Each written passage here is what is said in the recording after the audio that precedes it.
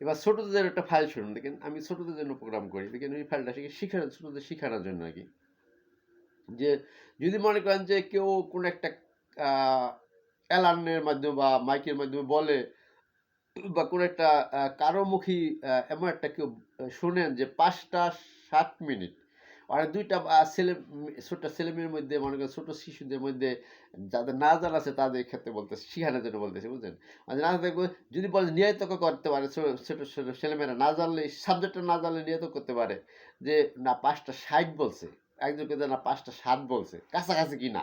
৫টা ৭ বলে ৬০ আর ৫টা ৬০ কাছাকাছি না, ৬০ হলে কোনটা ধরবেন? এই ক্ষেত্রে শিখানো হলে বলছি ৫টা ৭ ধরবেন, ৭ ধরবেন, ৬০ ধরবেন, ৬০ ধরবেন না, কিন্তু ৬০ ধরলে তো ৬টাই বলতো।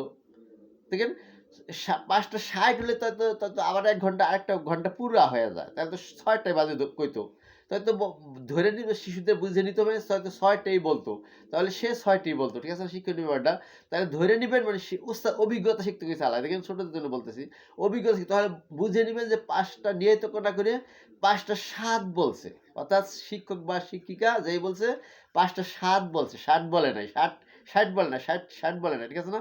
৭ বলছে, যদিও কাছাকাছি শুনতে, ঠিক আছে না? এই অভিজ্ঞতা শিখতে হবে, ঠিক আছে না? আসসালামু আলাইকুম রহমতুল্লাহ।